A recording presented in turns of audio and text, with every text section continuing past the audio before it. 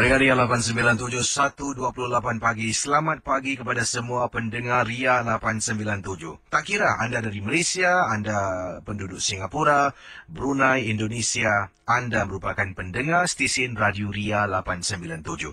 Terima kasih kerana memilih hiburan di stesen ini. Ya, tak tempat lain anda carilah sebab sekarang ni dengan ada zaman teknologi canggih, nak dengar radio mana senang. Satu picit dapat dengar stesen anda nak dengar. Jadi, terima kasih kerana memilih kami. Ya, akan saya sentuh kisah bersama dengan seorang penggali kubur, Encik Ahmad Jufri namanya, yang pernah, beliau pernah berkhidmat sebagai seorang penggali kubur dan kemudian apabila beliau dapat tawaran sebab dia kata sini dapat tawaran, saya ingatkan tawaran apalah, tawaran daripada penggali kubur ni kerjanya juga merupakan pembuat dapur-dapur. Dan bagi anda yang tak tahu, kalau dapur tu kita tahulah dapur rumah, tapi yang ini disebut dua kali dapur-dapur tu merupakan kubur lah, kubur yang disiapkan ada yang ada kayu, ada siap dengan batu-batu mozaik dengan tile. Ada juga yang macam-macam bentuk lah. Jadi kubur yang di bahagian atas tu lah dipanggil dapur-dapur. Sebab ada yang pernah tanya, kisi dapur-dapur tu apa? Jadi akan saya sentuh kisah daripada Encik Ahmad Jufri, pengalaman beliau bertahun-tahun berkhidmat, dan sebenarnya sepanjang bertahun-tahun tu dia tak pernah pun kena gangguan. Tapi cuma sekali saja pernah sesuatu yang berlaku, dan kenapa ia berlaku akan saya beritahu anda sebentar nanti. Pendengar Ria 897, kisah ingin saya bacakan kiriman email dari seorang pendengar, Ahmad Jufri. Bertahun dia berkhidmat, bertugas sebagai seorang penggali kubur. Dan kisah pengalaman bertahun itu katanya, memang saya sebenarnya kisahnya dalam 3,5 muka surat. Semalam saya katakan, saya dah faham, dan ini saya bacakan apa yang saya faham tentang kisahnya. Jadi beliau ni dah berkhidmat sebagai seorang penggali kubur. Bertugaslah, itu kerjanya. Korek kubur, gali kubur. Dan bertahun namanya. Pelbagai pengalaman-pengalaman yang berlaku ketika dia bertugas. Tetapi perkara itu semua dianggap sebagai satu perkara yang biasa. Mungkin malam hari kadang-kadang terdengar bunyi burung hantu. Malam hari terdengar bunyi sesuatu terbau dan sebagainya. Memang berlaku. Katanya memang. Kalau awak bekerja di tapak tanah perkuburan dan awak lakukan kerja seorang diri, mesti akan terjadinya perkara-perkara yang disebutkan saya tadilah. Sekali lagi, tengah malam, kata Encik Jufri lah, saya gunakan nama ringkas. Tengah malam Encik Jufri kata, kalau sedang saya buat dapur-dapur, buat dapur-dapur, tapi sebelum tu kenapa agaknya anda tanya, kenapa buat dapur-dapur malam-malam ni? Kenapa tak buat pagi? Jadi dia jelaskan dalam kiriman emailnya juga, katanya kita suka membuat dapur-dapur di waktu malam, gali kubur waktu malam, sebab kalau waktu petang tengah hari memang panas tak tahan. Dan kita ada kota, satu hari kena buat 3-4 dapur-dapur. Kalau tidak, habis, nanti orang akan marah. Jadi inilah sebab itu dilakukan kerja ini kadang-kadang seorang diri. Dan sebenarnya apa yang berlaku, bila majikannya yang membayar beliau lah untuk buat dapur-dapur ni tidak bersama dengan dia sebab bercuti balik kampung, jadi dia terpaksa buat seorang diri. Dan setiap malam itulah dia akan ada sajalah merasa meremang bulu roma. Ini saya ceritakan dululah pengalamannya. Meremang bulu roma. Kadang-kadang terdengar bunyi burung hantu. Bukan sekali, banyak kali. Antara juga terbau. Bau wangian. Bau wangian. Bunga-bunga yang menyeramkan. Kalau saya sebut, mesti ramai tahu apakah antara bauan-bauan bunga yang menyeramkan. Juga katanya di sini, selain dari itu juga, dikatakan terdengar suara, kadang-kala macam suara kita dengar ni katanya, bila saya tengah buat dapur-dapur ni, sayu. Tolong. Saya dengar, kata Encik Ahmad Jufri. Jadi bagaimana pendengar Ria 897? Sebenarnya apa? Jadi pengalaman yang banyak tu, gangguan kecil-kecilan lah saya sifatkan. Apa yang buat Encik Jufri nak kongsi pengalaman beliau kepada kami dalam rancangan Misteri Jam 12? Kita akan kembali selepas ini. Jangan ke mana-mana. Selamat tengah malam. Kita teruskan dengan kisah daripada Encik Ahmad Jufri. Kisah yang saya ringkaskan. Dari banyak pengalaman gangguan yang beliau alami bertahun-tahun kerja sebagai penggali kubur, ada satu gangguan yang dia tak dapat lupakan. Waktu itu sedang saya membuat dapur seorang wanita. Kisi, dapur-dapur yang saya buat seorang wanita ini lain dari dapur-dapur yang lain. Apa sebenarnya kelainannya? Waktu saya nak buat dapur-dapur ini, datang seorang lelaki tua bersama dengan keluarga wanita ini. Dia datang pada saya, "Kamu Ahmad Jufri ke?" Saya. "Kamu yang akan buat dapur-dapur ni, eh?" "Ya." "Bila kamu akan buat?" "Malam esok." "Bagus. Kamu ambil barang ni.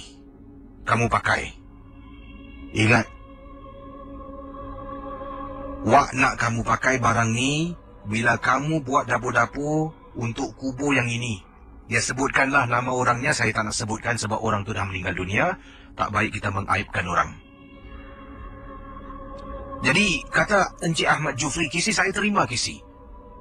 Ingat ya, kalau kamu buat dapur-dapur ini, esok malam kena pakai barang ini. Jangan lepaskan dari genggaman tangan. Ikatlah dekat pergelangan tangan." Saya terus rasa lain macam. Jadi majikan saya tidak ada di Singapura, Kisi. Mereka, suami isteri, semua bercuti. Jadi saya kata, okeylah, baiklah. Ayah kepada budak ni, saya tak pastilah, datang kepada saya, salam. Terima kasih. Apa-apa, hati-hati je lah. Saya jadi rungsing, kata Encik Ahmad Jufri. Mereka pulang. Sepanjang petang tu saya nak buat dapur-dapur tak boleh, Kisi. Dah fikiran melalut. Jadi pada hari itu saya berhenti. Pukul 8 malam saya dah mula berhenti. Dah tak buat kerja lagi. Lazimnya saya mula membuat dapur-dapur sekitar pukul 6 petang. 6 petang sampai pukul 3 pagi saya akan balik. Dan sambung esok hari. Jadi pendengar Ria 897. Malam tu tak sampai pukul 3 pagi, pukul 8. 2 jam saja berada dekat kawasan tu, dia dah tak tahan. Katanya Ahmad Jufri, saya pulang ke rumah. Bila saya pulang, saya tidur, saya mimpi. Untuk satu malam tu, Kisi. Mimpi datang seorang tua. Seolah-olah, seorang lelaki tua tu seolah-olah memberi saya sesuatu. Tapi saya tak ambil dalam tidur saya. Keesokan harinya, saya keluar rumah macam biasa. Selepas waktu asar, saya pergi makan. Dalam perjalanan tu, saya pergi makan. Kemudian saya pergi ke tanah perkuburan. Pusara Aman. Waktu tu Pusara Aman, Kisi. Pusara Abadi belum lagi ada. Rakan MG12. Ahmad Jufri kata, saya pun mula membuat dapur-dapur Sipolan binti Sipolan dengan ada barang yang saya lilitkan dekat tangan saya. Jadi ada satu kali ni, sekitar pukul 10 lebih malam, memanglah kubur saya seorang diri sunyi sepi, Kisi. Apa yang berlaku pendengar Ria 897 FM? Kata Ahmad Jufri, sedang saya letak simen, buat betulkan dapur-dapur, tangan saya ni rasa tak selesa. Jadi benda tu saya ikat dengan getah, saya buka dan taruh tepi. Bila saya taruh tepi, saya tak teringat akan semalam nasihat yang saya terima daripada seorang wak, supaya kalau nak buat kubur ini, dapur-dapur pada kubur Sipolan binti Sipolan kena pakai. Tapi saya letak tepi, Kisi. Mendengar Ria 897. Entah macam mana, kata Ahmad Jufri, saya terdengar sesuatu. Pertama kalinya, Kisi. Saya pernah dengar, katanya, bunyi burung hantu. Saya pernah dengar suara macam halus orang minta tolong. Saya pernah dengar bunyi anjing menyalak, bau bunga dan sebagainya. Tapi malam itu pertama kalinya. Kisi dan pendengar Ria 897. Saya terdengar suara perempuan menangis terisak-isak di tapak tanah perkuburan.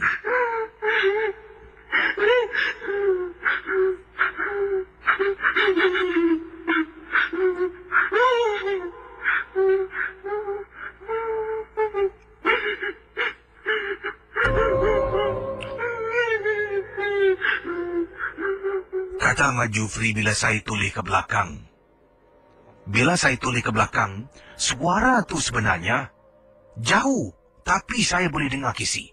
Saya toleh belakang tengok. Mata saya tengok kiri kanan, kata Encik Ahmad Jufri. Tapi tak nampak pun orang. Tapi dengar, Kisi, suara tu jauh sangat. Alangkah terperanjatnya dari saya toleh belakang, saya toleh depan balik. nak terus buat kerja saya. Kisi, depan saya Kisi. Depan saya duduknya seorang wanita sedang tengok lantai. Saya terperanjat sampaikan saya ni waktu itu sedang duduk di atas batu kecil sampai saya jatuh ke belakang. Tercungap-cungap nafas saya dibuatnya.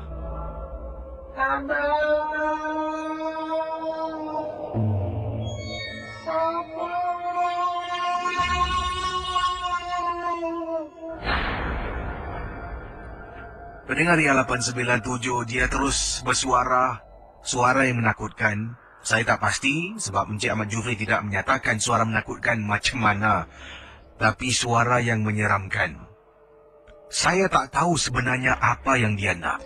Kemudian, lepas satu, saya pejam mata, saya baca dan baca. Buka mata Kisi, ada 3-4 perempuan duduk Kisi depan kubur yang sama. Dipendekkan cerita, kata Encik Ahmad Jufri dalam kiriman email beliau, malam tu saya tinggalkan kubur macam tu saja. Saya menuju ke arah motosikal, pakai helmet, dengan tangan saya penuh dengan tanah.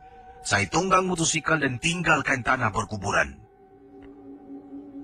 Ya Allah Kisi, sempat sebelum saya keluar kubur, saya toleh belakang. Benda tu dah tak ada.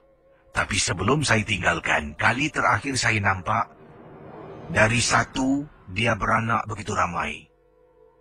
Akhirnya, saya berjumpa dengan kedua orang tua yang telah pun mengupah saya untuk membuat kubur. Saya sangkakan itu adalah kubur anaknya. Tapi rupa-rupanya bukan Kisi.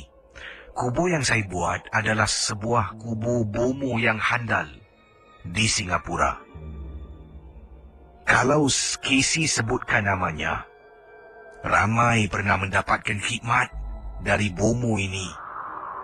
Nama samaran dia sebagai Mak Hitam. Yang saya pakai gelang di tangan, membantu saya supaya makhluk itu tidak mengganggu saya. Wak yang datang serahkan kalung itu kepada saya merupakan suami kepada Mak Hitam. Yang dikatakan suaminya tak boleh mengawal isteri yang dah terpisung jauh sangat-sangat. Itulah peristiwa pengalaman yang paling menyeramkan. Sampaikan saya nak buat kubur tu, saya terpaksa panggil 2-3 kawan untuk sama-sama membantu saya. Terima kasih Kisi dan selamat tengah malam. Every night I'm suffering. Okey, kita akan teruskan. Terperanjat saya tadi. Boleh... saya sebenarnya ada tapis boleh tapis. Ayolah, boleh cakap pula. Tak apalah. Yang penting ingat, saya harus ingatkan diri saya pada anda semua. Rancangan MJ12 ini hanya satu hiburan saja. Tidak ada sesiapa yang boleh mengisahkan kebenarannya. Dan saudara, para pendengar Ria 897, anda boleh hubungi saya sekarang di 669-11897. Hai, macam mana lah boleh tercakap pula. Babe, ini kadang-kadang perasaan saya seorang-seorang bawah tanah ni. Kalau macam tu, tiba-tiba macam terbang dulu rumah ni. Tak apalah, mungkin sejuk agaknya. Dan kita akan teruskan. Ramai yang suka dengan kisah tadi. Ada yang kata, wah Kisi, abang tu hati dia keras bang. Kisi daripada Rina kata, boleh dia bertugas seorang-seorang malam-malam buat dapur-dapur. Itulah, saya pun tak tahulah. Ayolah, kiriman beringat kita. Yang kiriman-kiriman yang lain daripada siapa ni? Daripada Tini kata, kisah malam ni semua seram Kisi. Nak kisah tadi penggali kubur tu memang cukup menyeramkan. Nak pula dia buat kerja sorang-sorang dekat kubur. Kadang-kadang memang ada orang ni memang dilahirkan mempunyai satu hati perasaan yang berani dia. Maksimum lah. Betul. Jadi ini orang-orang yang patut kita tabik spring lah. Macam Abang Ahmad Jufri tadi. Tapi sekarang saya tak pasti dia bertugas sebagai penggali kubur atau tidak lah. Tapi perkara ini berlaku beberapa tahun lama agaknya. Pendengar Ria 897 FM.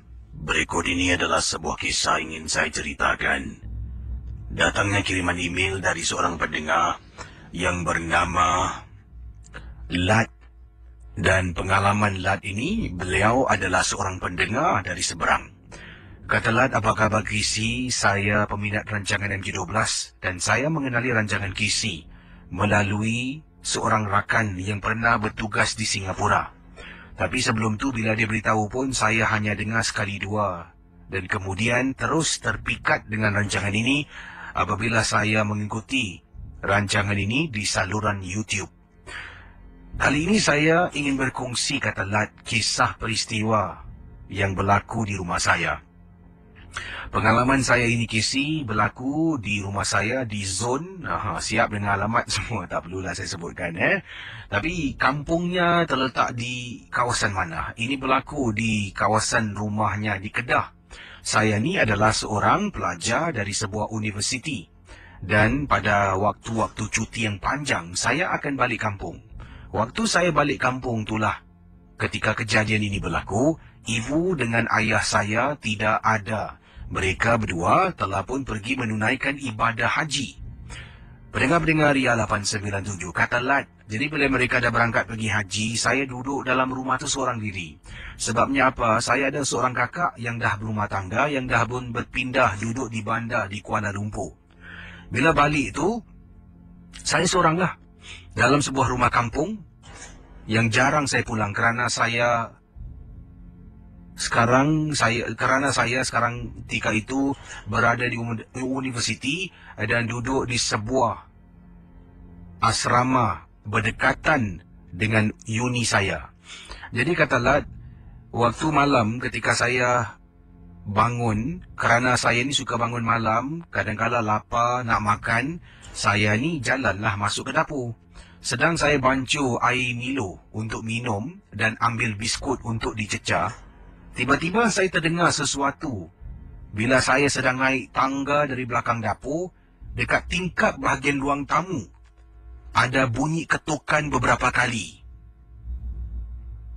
Saya perhatikan, kemudian tak ada apa-apa benda yang menyusuli ketukan tersebut. Saya pun jalan dan duduk di ruang tamu di atas kerusi. Saya pun hidupkan televisyen dan menontonlah apa-apa cerita yang ditayangkan. Sedang saya duduk sambil cecah biskut makan, saya terdengar lagi bunyi sesuatu yang menakutkan. Pendengar Ria 897, sekarang ini saya ingin anda bayangkan, Lat dalam sebuah rumah kampung, beliau seorang diri, waktu itu 1 pagi sedang makan, mungkin di ruang tamu tu ada beberapa tingkap yang terbuka luas. Mungkin rumah Lat jenis yang bawahnya ada kolong. Sebab dikatakan di sini dalam ceritanya, dia naik tangga dari dapur. Mungkin dapur di belakang rumah tu bahagian bawah dan rumahnya bahagian atas. Mungkin macam itulah. Sekarang anda bayangkan, Lat kata sedang dia duduk makan biskut, cecah dengan minuman yang dia bancuh awal tadi. Apa yang berlaku? Sebelum ni saya dengar bunyi ketukan dan ada bunyi-bunyi yang lain dekat tingkap yang sama. Saya dengar, Kisi, macam orang beri salam, tapi saya rasa tak mungkin ada makhluk beri salam macam tu. Pendengar Misteri Jam 12. Assalamualaikum. Saya toleh dekat tingkap, meremang bulu rumah saya, Kisi. Assalamualaikum.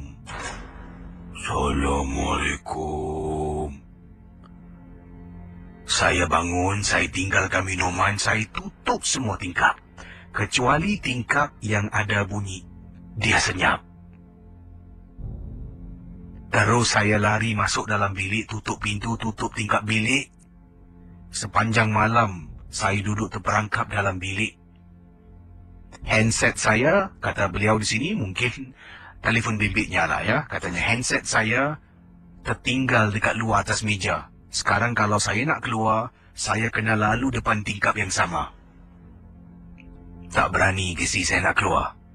Sejak malam tu yang saya kena ganggu, dan malam tu juga ibu dengan bapa saya baru berangkat pergi Tanah Suci.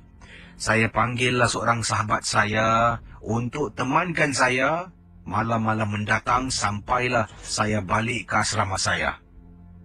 Terima kasih Kisi dari pendengar Misteri Jam 12 berasal dari Kedah di Malaysia. Selamat tengah malam, Casey. Saya akan teruskan dengan kiriman-kiriman SMS anda. Bertemankan saya, Casey, dalam rancangan Misteri Jam 12 di Ria 897 FM. Baik, yang ini kiriman SMS yang saya ingin bacakan. Datangnya daripada Kak Fauziah. Kata Kak Fauziah, apa khabar, Casey, pendengar Misteri Jam 12? Kakak ni peminat gila. Guna perkataan gila. G-I-L-E-R, gila. Rancangan Misteri Jam 12. Dan kadang-kadang bila hujung minggu tak ada MJ12, kakak akan dengar Casey dari YouTube yang akan dimainkanlah daripada iPad anak kakak dan dikeluarkan dari dua speaker sebagai teman kami memancing anak beranak dengan suami. Kata Kak Fauziah.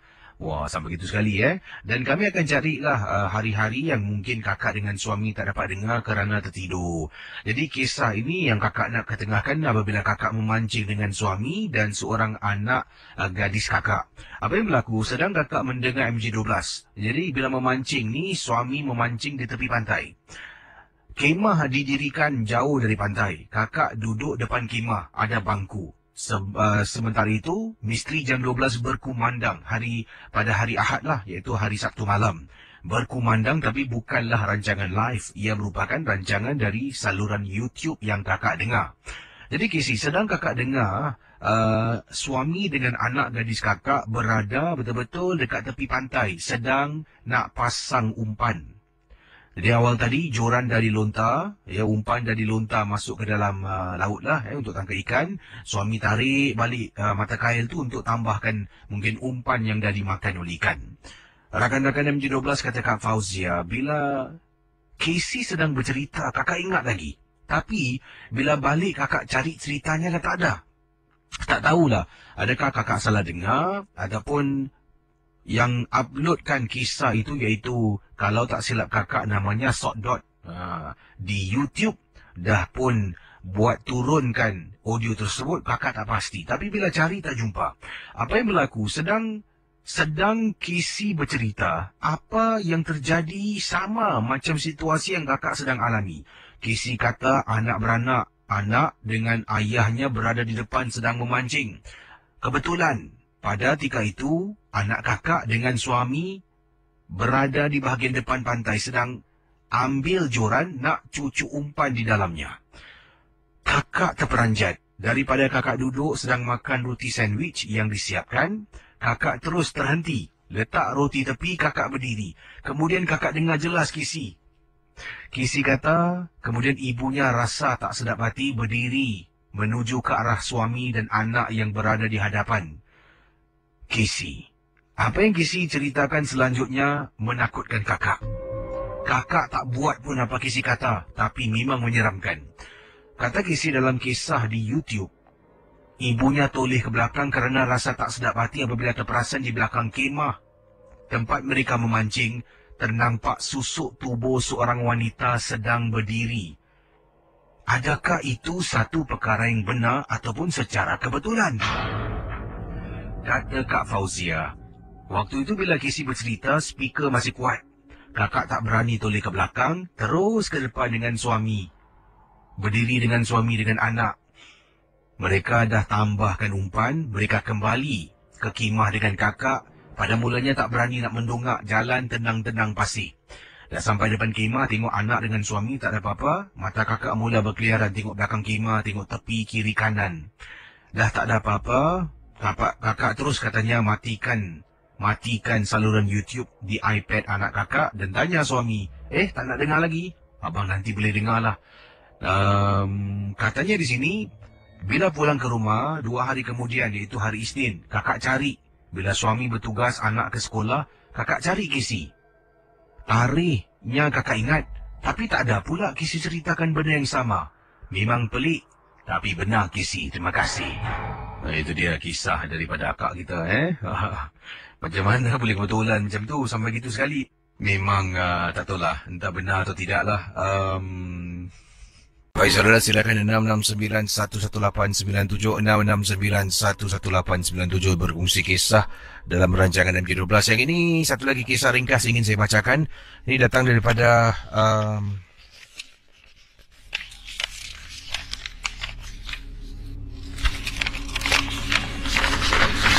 Daripada pendengar kita bernama Muhammad Arif. Beliau berkongsi, kata Muhammad Arif, Assalamualaikum kisimu, Waalaikumsalam warahmatullahi ta'ala wabarakatuh.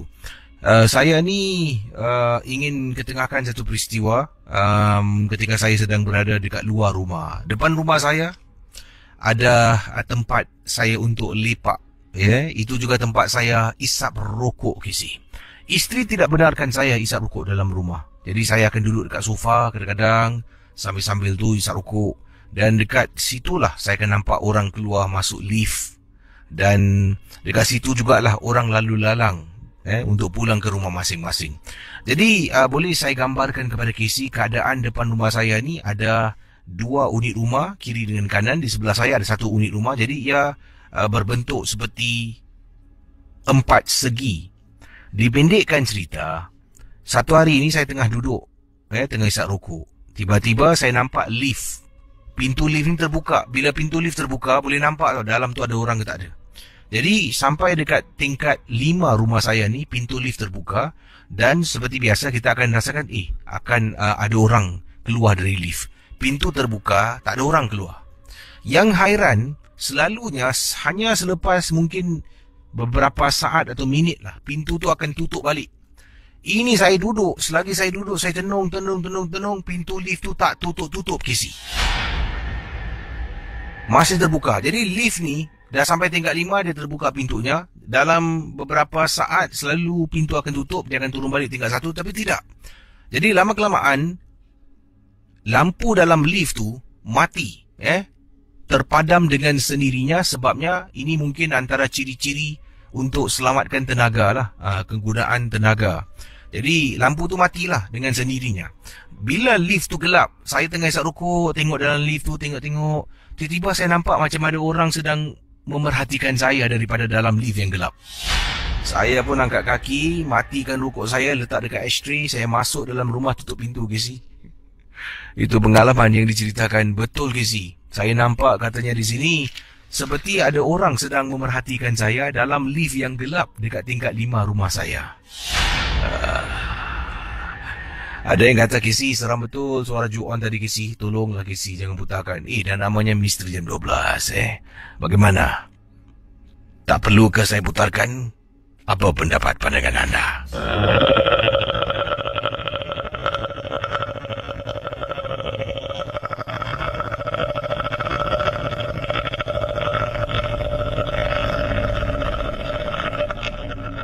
Okey, kita ke hujung talian. Hello, selamat pagi. Baik, silakan 669-11897. Pemanggil kita yang terakhir pada malam ini, dipersilakan 669-11897. Last. Hello, selamat pagi. Selamat pagi, Casey. Siapa bercakap ni? Brother Joe. Brother Joe, panggilan dari mana? Brother Joe dari utara Singapura. Dan pengalaman saya anda? Saya baru habis balik bekerja sebagai Grab car. Wah, ini pengalaman anda ada kaitan dengan pekerjaan? Sedang bertugas? Tidak. Tapi kejadian waktu saya tinggal di Punggol dulu. Punggol waktu tu, masa tu tahun 2000. Oh, itu lama tu Saya first batch. Wah, tahun 2000 Punggol banyak rumah belum naik pun, masih ada hutan-hutan lagi. Hutan belantara. Kalau durian tu kat hutan-hutan tu besar-besar. Wah.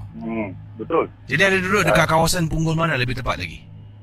Punggol Central. Punggol Central. Itu dekat dengan rumah Matilda kan? Inilah saya nak cerita pasal Matilda House. Silakan pengalamannya, silakan. Okey. Ini cuma rekayasa apa yang saya nampak mungkin betul atau tidak. Ia sebagai satu mistik waktu tu saya dengan kawan-kawan saya, kita meronda dengan 3 orang kawan saya. Hello. Ya, silakan teruskan. Meronda dengan kawan-kawan ni. Merapulah kawan tu lalu depan blok saya tu. Tapi tengah lapang. Time tu Punggol Center lapang. Tak ada building pun. Masih lapang tu. Yang ada tengah-tengah tu Matilda House. Itu bus interchange belum ada Ada, bus interchange ada. Masih kecil lagi lah, kira belum. Baru dimulakan lah. Okey. Orang masih sikit. Jadi kawan ni pun terlupa. Dia cakap, try kita masuk dalam rumah ni. Betul berani. Waktu tu dah jam 2.30 tau. Dah jam 2.30. Boleh lah. Kalau nak cuba kan, masuk lah. Masuk dalam. Kita panjat pagar tu kan. Panjat pagar tu lah. Cuma saya cakap, apa-apa jangan lari kan. Takut nanti pasal ada kayu-kayu yang dah rapuh, takut tutup kaki kan. Bahaya kan. Jadi sih. Jadi, kita masuk. Bila kita dah masuk tu, bilik tidur dia besar tau. Bilik tidur besar tu, kosong. Toilet dah ada pasang. Kali saya nyalakan lah handphone tu. Kan, pakai lampu tu. Nyalakan handphone. Bila saya masuk, pasal dia ke dalam tau. Toilet dia ke dalam. Bila saya toleh dia kanan ke dalam. Kanan ke dalam saya dah nampak macam alamak yang KC cakap dua orang tengah kangkung gitu. Ini masa saya betul tak betul kan. Saya terus jalan. Kawan saya belakang saya dia suluh. Dia dah terkejut. Dia lari lah. Saya takut dia. Jangan lari. Saya tidak lari. Saya takut apa tau. Kalau lari nanti kalau saya pijak kayu. Pasal ada kayu reput-reput lah Itulah ada kalang kabut. Kalang kabut muka dah pucat-pucat dia. Pelan-pelan kita keluar tempat tu. Jadi dia tanya saya, kau nampak apa yang kau nampak? Aku cakap dengan kau apa? Kau jangan lari kan. Itulah pengalaman saya tu. Yang berkira tu. Betul-betul dia tengah kangkung. Yang saya nampak. Tapi yang kebetulan tu kawan saya nampak. Jadi kita anggap dia sebagai satu mistik je lah. Tak tahu apa benda tu. Terima kasih ya. Itulah pengalaman dekat rumah tu. Terima kasih. Selamat pagi. Terima kasih. Terima kasih. Kembali. Punggol tahun 2000 memang estet perumahan. Belum lagi banyak bangunan yang didirikan. Masih banyak lagi semak samun hutan-hutan. Ya, seram. Yang ini daripada Syed kata, Kisi, selamat tengah malam. Saya pernah cakap tentang rumah tingkat 9 ni. Rumah saya taklah tinggi sangat, tingkat 3 saja. Waktu tu sekitar 2 lebih pagi. Sedang saya nak naik tangga, tiba-tiba dah sampai tingkat 3 rumah saya. Di belakang saya terperanjat, Kisi, bila ada budak ni tiba-tiba tegur saya. Saya pun terkejut. Jadi bila saya pusing, kenapa budak ni cari aku ni? Saya dah takut, Kisi. Rupa-rupanya dia tinggal tingkat 10. Kemudian dia minta tolong. Dia kata, bang, boleh tolong saya tak bang, hantar saya balik? Saya rasa tak sedap hati lah. Jadi saya tengok, dia ni lain macam aja ni. Jadi apa yang berlaku? Saya kata, kenapa awak tak balik? Awak tinggal mana? Jadi rumah saya memang setiap blok saya memang setiap tingkat ada lift. Saya memang balik tak pernah naik lift. Saya suka naik tangga, exercise sikit lah, Kisi. Sampai depan pintu saya pun kata, okay, tak apalah abang tangga depan lift ni tak bang, tolong bang, teman saya ni atas bang, tolong bang. Jadi akhirnya bila saya pun okay lah, saya decide lah, dah buat keputusan hantar dia. Saya letak helmet saya dalam rumah dulu. Saya letak beg kerja saya tukar lah dari sepatu kerja, saya tukar slipper. Dia masih tunggu di luar. Saya pun kunci pintu lah. Katanya ibu saya dengan ayah saya masih tidur. Saya pun keluar dan pergi ke lift. Saya tekan dan saya pun ajak berbual, tanya tingkat berapa tinggal. Dia pun sebutlah tingkat 10. Dah berapa lama tinggal sini. Dia kata dia baru pindah. Oh, patutlah saya tak pernah nampak. Jadi bila dalam lift tu dah naik atas, jadi rumahnya adalah rumah yang ketiga. Saya pun kata, dah lah, keluar dah sampai. Tak apa, kau pergi. Aku tengok kau di sini. Budak ni keluar ke si budak ni? Saya rasa umur budak ni dalam 18-19 tahun macam tu lah. Dia keluar dari lift. Setiap tapak dia langkah, dia tengok belakang, tengok saya. Tengok saya tinggalkan dia tak? Kau pergi, aku tengok kat sini. Kata teman kita ni lah. Bila sampai depan rumah, telefon saya pun berbunyi. Tunang saya telefon. Saya pun tengok tunang. Saya pun jawab lah, hello, awak tunggu kejap Jadi bila saya tengok balik Kisi, terperanjat saya dibuatnya. Budak perempuan tu sedang nak buka pintu rumah tau, Kisi. Apa yang saya lihat, di belakangnya ada 4 perempuan sedang berdiri nak menunggu masuk ke dalam rumah. Saya pun tercakap, astaghfirullahalazim. Tunang saya, hello. Jadi budak tu pun dah masuk dalam. Saya tak berani nak tengok. Saya tutup pintu lift, turun bawah tingkat 3 rumah saya. Meremang bulu rumah saya, Kisi. Tak tahulah ke mana budak ni dah pergi. Sampaikan saya ternampak sesuatu yang paling menyeramkan dalam hidup saya. Tunang saya kena tanya kenapa. Saya terpaksa lah, Kisi. Terpaksa lah tukar cerita. Cakap saya ternampak ada kucing mati dekat kolong blok. Jadi dia tak banyak soal. Sampailah saya depan pintu rumah, saya pun masuk dan saya pun bersihkan diri sampailah keesokan harinya. Terima kasih dan selamat tengah malam daripada pendengar kita. Wah. 4 orang di belakang sedang tunggu nak masuk dalam rumah. Wah, ini kes teruk ni. Kiriman berikut ini adalah kiriman email yang ingin saya bacakan sementara saya nantikan panggilan anda. Ini dari pengirim kita bernama Budi. Cuma jatuh pula email sekejap. Okay. Budi berkongsi pengalaman. Beliau bertugas sebagai seorang pegawai polis lah, dan katanya polis ni antara tugasan kena buat rondaan pada waktu-waktu tertentu. Dan kejadian ini berlaku, katanya Budi, ketika beliau sedang buat rondaan di multi-story car park. Bila sampai di salah sebuah multi-story car park di Singapura, dia tak nak sebutkan sebab nanti kalau dia sebutkan nanti kawannya tahu stesen mana dia bertugas ni lah. Tapi di salah sebuah multi-story car park di utara Singapura yang dikongsi sama. Rakam mendengar Ria 897 memandu dari blok ke blok yang lain, ya, kawan saya yang memandu lah, jadi saya duduk di sebelahnya. Bila naik multi-story car park, kalau tak silap saya lantai 4B ataupun 4B, saya terasa sesuatu masuk daripada pintu. Saya nampak dari jauh. Jadi saya kata kepada kawan saya, you wait here. Suruh dia tunggulah, merupakan pemandu pada malam itu. Jadi saya keluar sekejap, kawan saya tunggu. Kawan tanya kenapa? Tak, aku tadi nampak ada orang yang mencurigakan dekat masuk tangga ni lah. Dia jalan macam sesuatu yang tak kenal lah. Jadi teman saya pun kata okey lah, dia tunggu. Kemudian saya keluar dari kereta, tolak pintu bertingkat ni lah, multi-story car park ni. Dan bila saya menjenguk saja, betul-betul dekat tepi tangga kedengaran Casey suara budak perempuan menangis.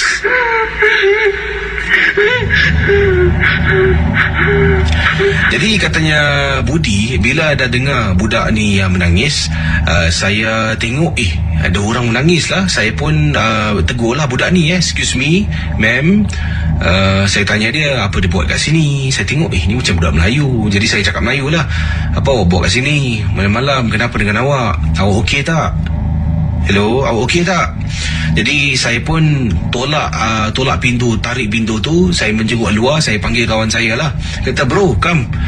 Kawan saya pun letakkan kenderaannya di tepi tu. Dia keluar dari kereta. Kemudian saya keluar daripada pintu tu sekejap. Kawan saya tanya kenapa? Why? What happened? Saya pun jelas lah. Saya beritahu dia ada budak mungkin usianya 15-16 tahun tengah duduk dekat tangga menangis. Jadi dia tanya saya apa lagi, tak tahu nak berbual lah ni. Jadi saya pun panggil dia. Dan sebenarnya takutlah sorang-sorang nanti boleh kena tuduh kita molest dia dan sebagainya. Sebab tu saya panggil kawan saya masuk tolak pintu. Mana budak ni? Tengok atas tak ada, tengok bawah tak ada. Jadi saya kata pada kawan saya, okay, you go down, I go up. Saya naik daripada tingkat 4B, naik tingkat 5, pusing sampai dekat rooftop, tak nampak orang. Kawan saya turun bawah, saya walkie dia, tak ada orang juga. Naik atas balik, keluar dari pintu tu, katanya Budi, kawan saya tanya, kau betul tak kau nampak orang? Aku yakin aku nampak perempuan tadi duduk sini. Mana dia hilang? Itulah Casey, takkan sekelip mata budak ni boleh hilang. Jadi bila dalam perjalanan turun ke bawah ni, pusing, tak nampak juga budak perempuan. Tak tahulah, mungkin yang saya nampak tu orang ada buat salah, dia lari dari polis, ataupun mungkin yang saya nampak bukan manusia. Terima kasih. Selamat tengah malam dari Budi, pegawai polis. Okey, saya akan teruskan dengan pengalaman-pengalaman anda dalam rancangan Misteri Jam 12 di Ria 897 FM. Ada juga di sini kata, Casey, saya tabik spring lah dengan Kak Sauda, seorang wanita bertugas malam, tak macam abang semalam tu penakut. Nak, tak boleh sebut perkataannya keras penakut nak. Ya, adakah patut suruh Pak Cik untuk buat clocking untuk dia? Dia tahu cukup bulan ambil duit, tolaklah sikit. Marah betul.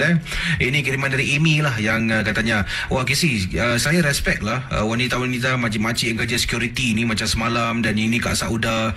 Dan ada juga saya respect dengan seorang makcik di tempat saya bertugas ni, tapi saya bukanlah security. Makcik ni bertugas security, namanya Kak Jamilah.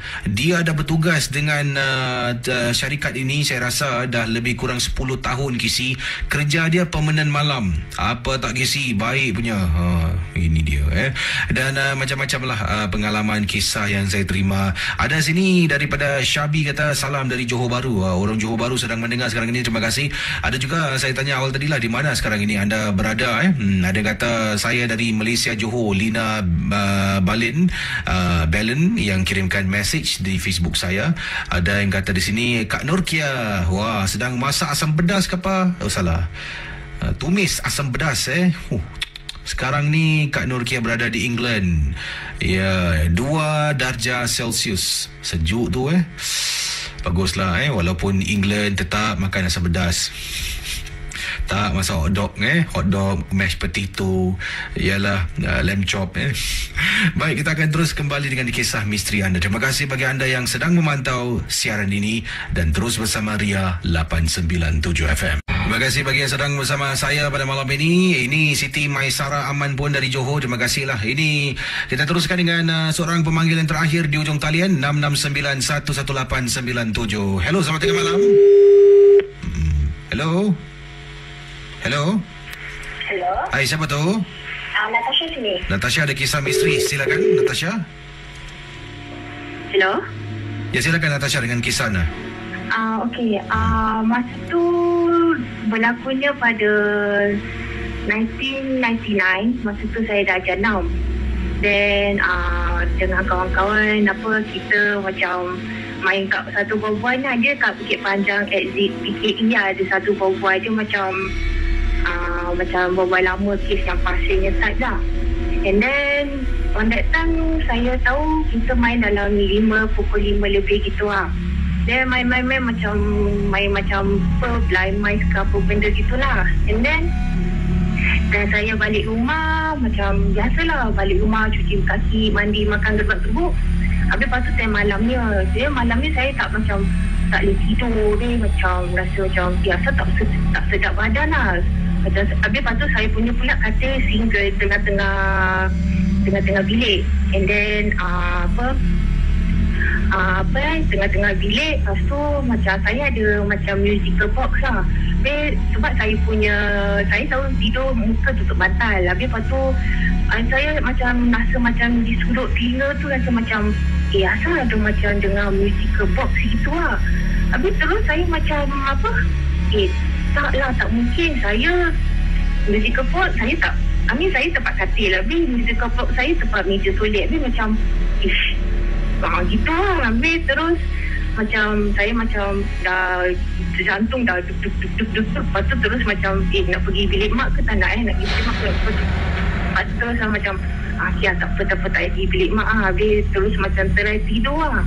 Lepas tu terus macam alih-alih saya rasa macam gelang kaki saya macam berlonceng. Habis tapi saya dapati macam kaki aku macam tak goyang pun, takkan jam saya jam mesin saya berdiri. Lepas tu terus alih-alih saya macam tak sedap badan. Lebih macam okeylah, aku transfer tempat tidur, aku tidur bawah tepi almari. Dia tepi almari, kita kan tidur bawah lah, tak tidur katil. Habis macam bantal semua taruh kiri kanan, buat place lah. Seluruh saya punya badan semua buat tempat. Habis lepas tu macam tulis sana tulis sini. Lepas tu sekali macam ada satu benda zeluk, macam terus badan saya jam macam tak boleh bergerak kiri kanan. Habis terus macam saya berpeluh gila-gila lah. Then terus macam tak tahu, saya macam mulut nak buka, nak pekik. Ibu pun macam berat gitu. Habis apa-apa dalam hati saya baca macam saya on that time saya cuma ingat Al-Fatihah, Bismillah. Habis macam terai meronta-ronta gitu lah. Then macam dah gitu terus macam tak tahu, saya rasa like a few minutes tak tahu, saya tak ingat lah berapa minit. And then terus alih-alih saya boleh keluarkan suara terus macam sikit ibu. Dan terus mak saya macam alang kabut masuk bilik macam asal gini. Habis terus macam saya ceritakan from A to Z lah. Saya dengar bunyi gelang kaki lah, dengan musical box saya lah. And then gitulah actually kisah saya. Wah, terima kasih dengan kisah yang anda kongsikan pada tengah malam ini. Terima kasih ya. Okey, terima kasih. Wah, jadi itu dia gangguan yang dialami oleh pendengar kita. Kata pendengar kita, Casey ada pernah putarkan lagu ataupun nyanyian seperti seorang perempuan menyanyi. Suara nyanyian ni pernah saya dengar ketika saya menginap di salah sebuah resort di Malaysia. Lebih tepat lagi, di resort di kawasan Desaru. Adakah ini maksudkan suara yang ini?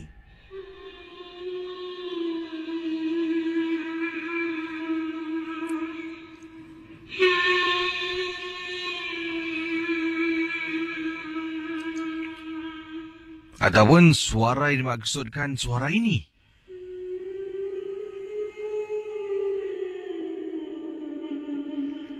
Okey, ini kata Hirman, pengalaman saya, Casey, dengan kawan-kawan lah, sekumpulan kawan-kawan lelaki. Kita lebih kurang dalam 4 orang, bercuti di salah sebuah resort di Desaru. Apa yang berlaku, Casey? Apabila saya dengan teman-teman dah pun nak tidur waktu malam, jadi katil ke atas tu adalah katil, kalau tak silap saya, katil queen size. Katil queen size. Tak begitu besar. Paling-paling pun 3 orang boleh tidur lah. 3 orang. Saya tak nak tidur rapat-rapat dengan members. Rasa tak sedap ke sih. Walaupun kita brothers, kata beliau. Saya action. Mereka tidur atas, saya kata, tak apa, korang tidur. Aku tidur kat bawah sofa. Saya pun turun bawah, tidur sorang-sorang dekat sofa. Tengah tidur ke sih. Member kat atas ni. Dengar suara orang menyanyi sama macam sound effect yang Casey putarkan. Jadi pada mulanya, saya ingatkan bunyi suara TV. Sebab saya tidur bawah, televisyen tu dekat bawah. Buka mata tengok, TV off ataupun dimatikan. Ini apa pula ni? Bodoh lah. Semakin saya diam, semakin menjadi-jadi sih. Yang membuat saya terus tinggalkan ruang tamu dekat bawah, naik atas. Apabila tengah baring, mula dengan suara yang seterusnya berikutnya. Televisyen yang mati itu hidup. Menyala dengan sendirinya. Kemudian, suara kuat macam ada orang tekan butang remote control untuk kuatkan suara. Saya ambil remote control, saya matikan TV. Naik atas, Casey, tolak kawan saya. Tepi. Alah, kau ni kata tadi nak duduk bawah. 4 orang tidur atas katil queen size. Sempit pun sempit lah, Casey. Kekok pun kekok lah, Casey. Itulah pengalaman yang pendek. Terima kasih. Arif berkongsi. Assalamualaikum. Waalaikumsalam. Saya Arif ingin berkongsi satu pengalaman yang berlaku. Sekiranya ini dari apa yang beliau pelajari lah setelah mendapat gangguan ini berlaku di luar rumah beliau. Saya ni tinggal di kawasan Tampines dan kadang-kala pada waktu malam isteri saya akan beritahu saya dia akan dengar bunyi orang bersiul. Bunyi orang bersiul ataupun whistling di luar rumah kami, itu di kawasan koridor rumah. Dan pernah isteri bertanya kepada jiran sebelah rumah kami, tapi jiran tidak pernah pun terdengar bunyi siulan pada waktu malam. Hanya isteri saya sahaja yang terkena gangguan. Dan agak menakutkan lah. Nak bila saya tidak ada di rumah, saya bertugas shift malam, waktu itulah isteri akan terkena gangguan. Dan katanya di sini bila saya mendapatkan bantuan seorang pakar itu memberitahu kalau hal ini berlaku di luar kawasan luar rumah ni agak sukar untuk dikawal sebabnya dia tidak bolehlah memagar satu blok dahsyat satu blok nak pagar dan dia hanya mengatakan yang dia boleh cuba menghalau dan cuba benda ni dengan harapan benda ni tidak akan datang balik dan akan mengganggulah untuk hari-hari berikutnya. Dan katanya di sini kalau bunyi yang bersiul kadang-kala memang suara manusia lah yang melakukannya, tapi kalau dah setiap hari antara jam 12:30 malam sampai pukul 3 pagi dengar orang bersiul tak henti-henti, cepat-cepatlah dapatkan bantuan. Sebabnya ini adalah gangguan jin yang ingin masuk ke dalam rumah tetapi tidak berjaya. Tak tahulah dari apa jua alasan yang diberikanlah. Mungkin sebab rumah tu sentiasa solat, mengaji, ataupun mungkin dalam rumah tu dah ada penunggu yang lebih kuat di mana dia tak boleh masuk ke dalam.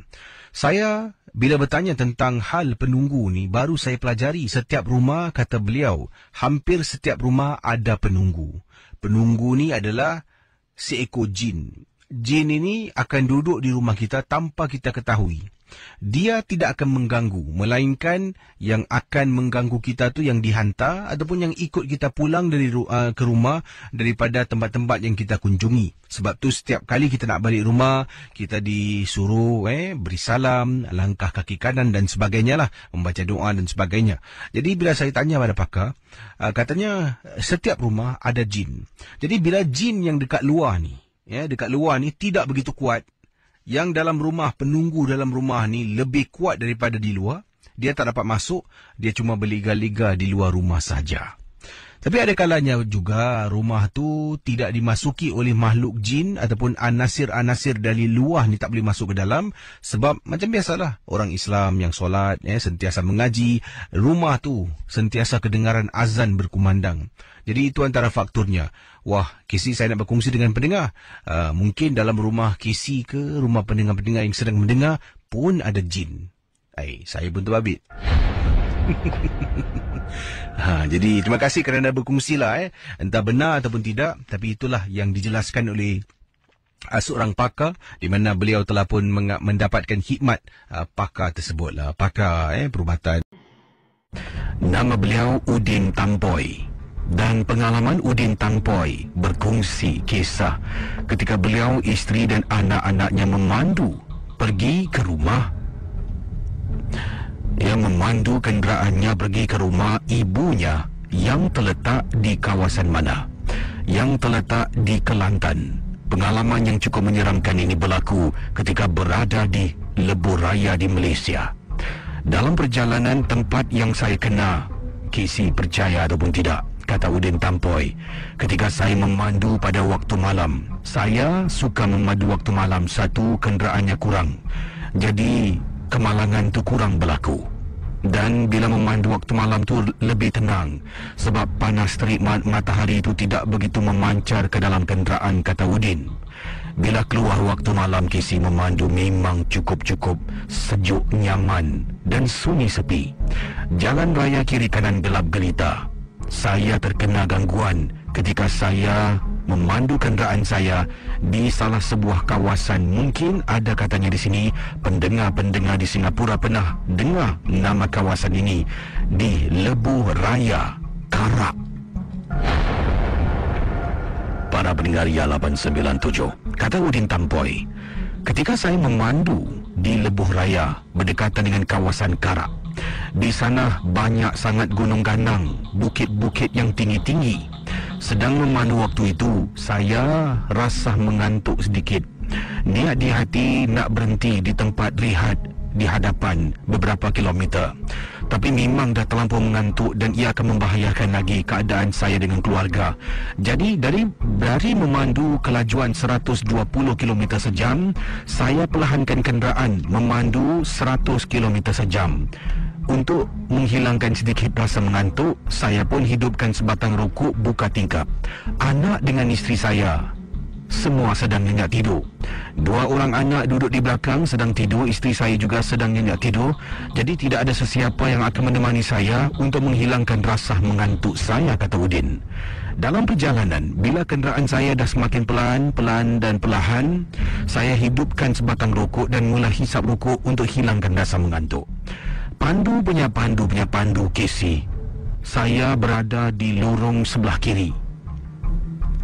Alangkah terperanjatnya KC apabila saya ternampak ada perempuan di hadapan sedang berdiri di bahu jalan. Tiba-tiba semakin saya menghampiri wanita tersebut, wanita itu setapak melangkah ke depan, berdiri di lorong yang saya nak gunakan untuk bergerak.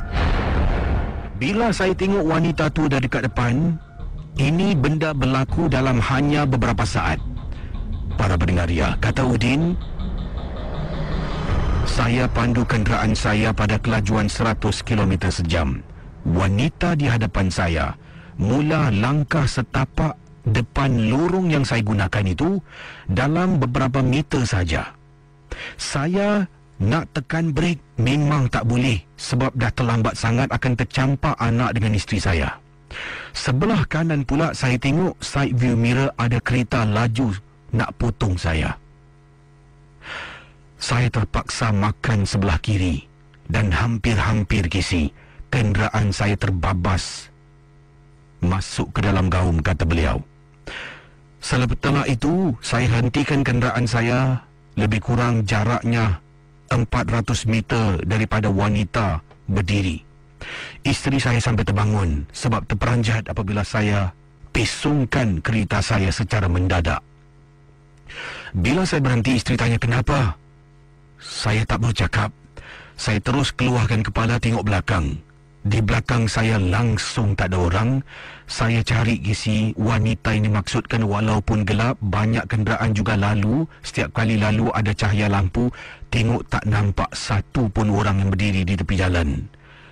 Saya hampir-hampir kemalangan dengan anak saya di Lebuh Raya Utara Selatan dekat kawasan Karak. Isteri tanya kenapa. Saya kata saya mengantuk. Isteri marah. Tapi sebenarnya hakikatnya, kata Encik Udin Tampoy, bukanlah saya mengantuk. Mengantuk awal tadi setelah hampir-hampir kemalangan dengan keluarga. Baru rasa segar. Saya mula memandu dan kali ini mulut saya kumat kamit membaca doa kisi. Saya pandu laju sebelah kanan. Pandu dengan harapan selamat sampai. Dengan izin Tuhan, saya sampai Kelantan pada pukul 6 pagi. Itulah pengalaman peristiwa yang tak dapat saya lupakan. Terima kasih dan selamat tengah malam kepada Casey dan juga para pendengar Misteri Jam 12. Okey, yang ini saya akan baca satu kisah, kemudian saya akan jawab panggilan kalau sempat. Baik, saudara pendengar Ria 897 FM, kita akan mulakan dalam Misteri Jam 12.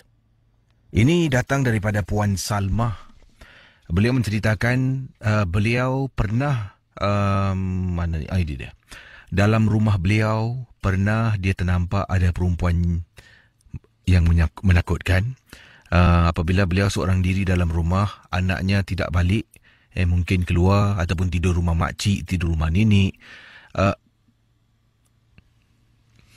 Kau main lampu, Mambang. Tak apalah.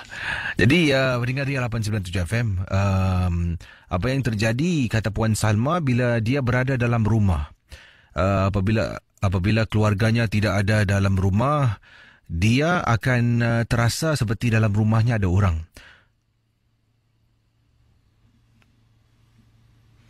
Pernah beberapa kali. Okey, kita kembali pada kisah Puan Salma. Kalau anda berada di Bigo, anda boleh lihat apa yang berlaku di konti tadi. Mungkin lampu tak tukar lah, maklumlah Mediacorp nak pindah kan. Jadi Puan Salma menceritakan apa yang terjadi pada dirinya. Bila dia dalam rumah seorang diri, dia akan ditemani oleh seorang perempuan. Katanya di sini perempuan ni akan muncul kisi pada waktu malam selepas azan maghrib. Kadang-kadang saya akan rasa meremang, kadang-kadang saya akan rasa dia datanglah. Jadi bila anak tak ada, anak lelaki saya tak ada di rumah, saya ni adalah seorang ibu tunggal, kematian suami.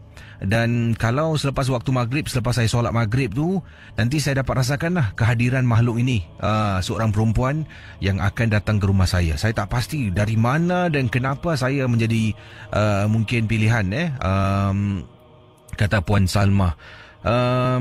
Bila dia datang, ada tanda-tanda. Antaranya tanda-tanda dia datang selalunya selepas maghrib. Yang kedua ni, tanda-tanda yang dia datang, rumah saya akan rasa bahang. Beberapa bahagian rumah lah, bukan satu rumah.